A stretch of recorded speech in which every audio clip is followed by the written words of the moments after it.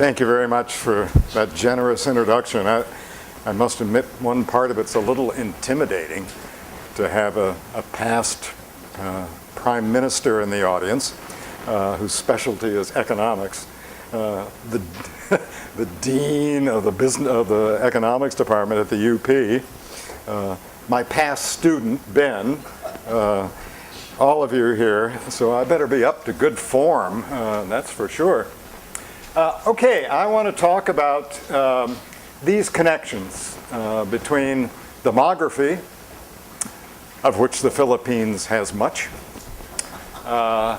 economic performance, of which the Philippines would like to have more, accumulation, immigration, capital flows, and how they are all connected, and how demography can influence all of these. I'm not going to argue that demography is the fundamental driving force in performance. I'm just arguing that it can have an extremely important impact when you look at countries' performance over time and compare different countries with different demographic performance. As before, there's the email. I've only got one so far, but that's better than zero. So please, I encourage you, so you write it down so that you can email me if you find what I'm saying interesting, perhaps even right, or better yet if it's wrong, so that we can have a conversation about it. So here's the motivation. Things have changed a lot in how economists view the interaction between demographic events and economic events. 2 or 3 years ago, 2 or 3 decades ago only, it's changed a lot. And economic history has played a role in influencing how economists think about the connection between demography and economic events. 20 years ago, Alan Kelly, who is no stranger to the Philippines, he was here in the 1960s at least, maybe again since. He wrote this because he was one of the major figures. Economists writing about demographic issues was asked to write the survey piece in the Journal of Economic Literature in 1988. And that piece basically argued that the conventional wisdom about Malthusian problems was debunked by economic performance and economic argument. Maybe Malthusian economics were present, but they were trivial in terms of their impact on actual economic events. And also said you could easily analyze these problems, the connections, by looking at long-run steady-state economics. You could use those tools. Well, since Alan Kelly's survey, 23 years ago, that's a little hard to believe, since Alan is a collaborator and friend of mine and the same age as I am, and wow, that's a long time ago. We've learned 2 important lessons.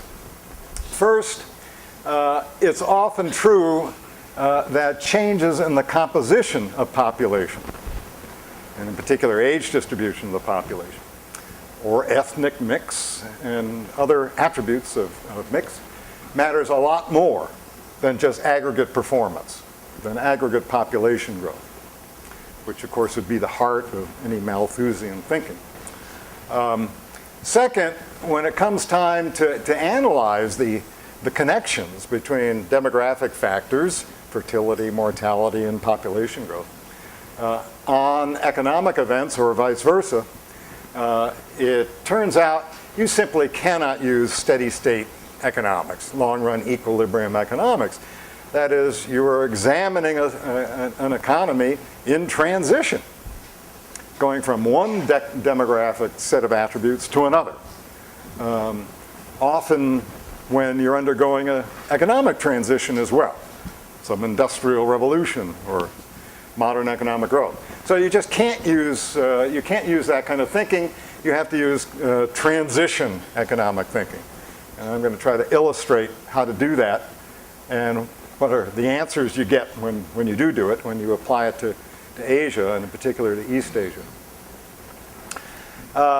So these two lessons have really taught us a lot. about how industrial revolutions, demographic transitions, and global factor flows, financial capital flows across borders, migrant flows across borders, how these are connected, as well as the ultimate growth performance. So anyway, it's also true that the size of the demographic shock and the form that it takes is going to matter. There are some for which it's not worth our attention, and there are others it's worth a lot of our attention. For example, if you're looking at a case where a disease is being eliminated, which affects everybody equally, then it's really not worth the analysis in terms of a lot of the growth issues we're going to confront. It's also true if one studies a dreadful disease like AIDS, that's worth our attention because AIDS does not hit all age groups and gender groups the same, but rather is focused on young adults who are sexually active. And young adults are the major participants in the labor force too, suggesting that it can have a big impact on the economic performance of an economy. They're destroying key labor participants, young adults with that disease. And in fact, there's one paper by Alwyn Young written 5 or 6 years ago where he assesses this impact on the South African economy. And it turns out that he can show that AIDS has a wonderful impact on the South African economy if you survive it. If you don't get AIDS, it'll be an immensely positive impact on you and everybody else that survives. Not so great, of course, for those who get it.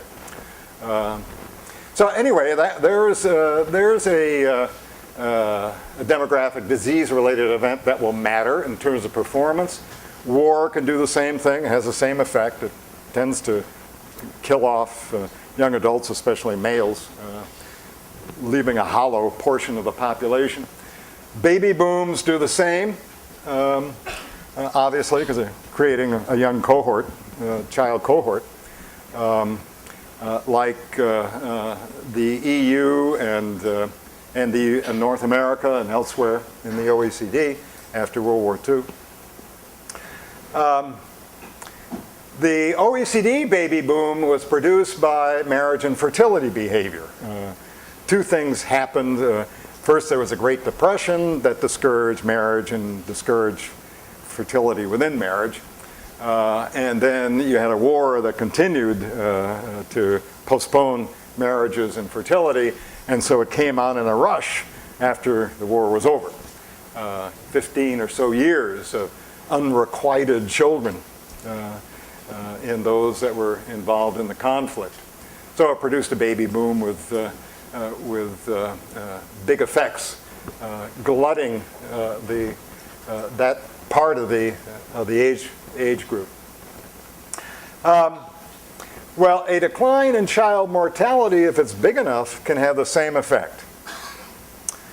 And it turns out that for two reasons, most poor countries that start to undergo modern development are influenced primarily by this kind of demographic shock.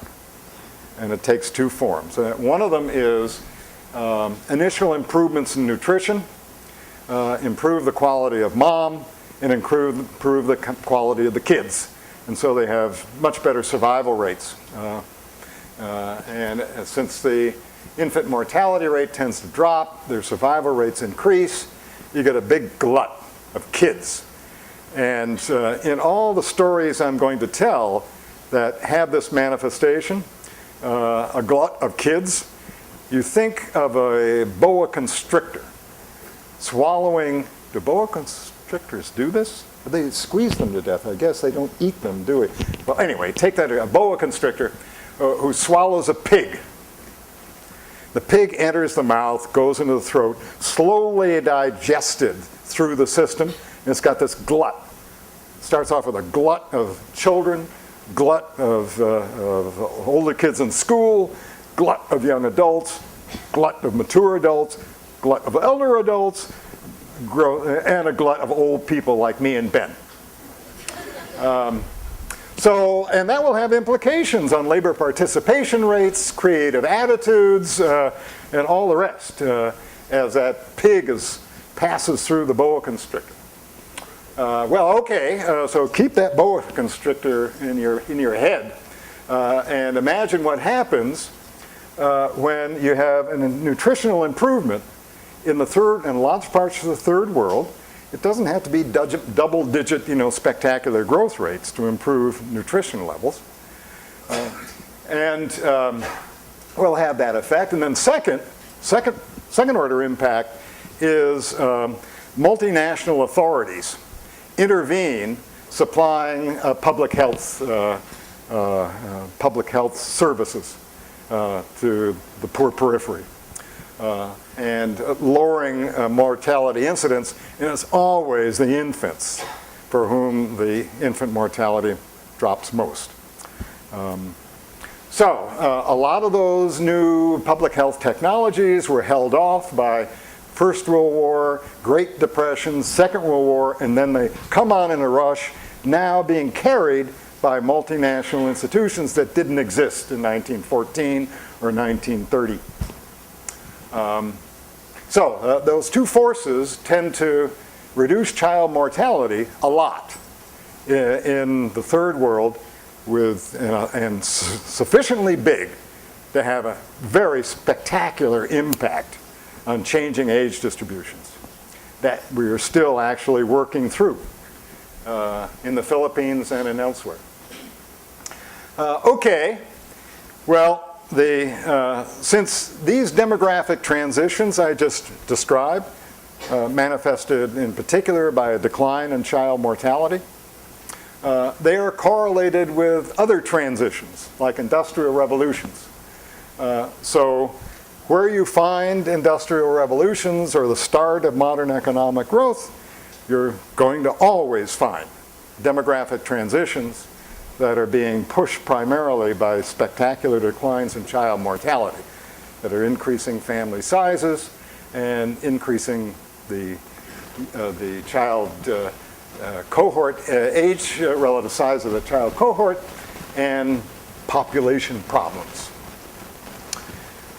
Every country will exhibit that, and every country will exhibit literature written about the problem, about Malthusian pressure and all that stuff.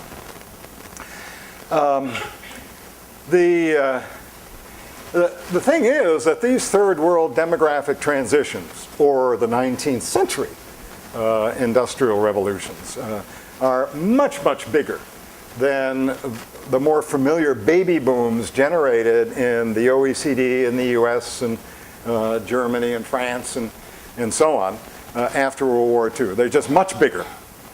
And if we have big debates about the impact of baby boomers and when they retire, the impact on all kinds of public delivery systems and their financial implications, they're even bigger in the poor periphery because the shock is bigger.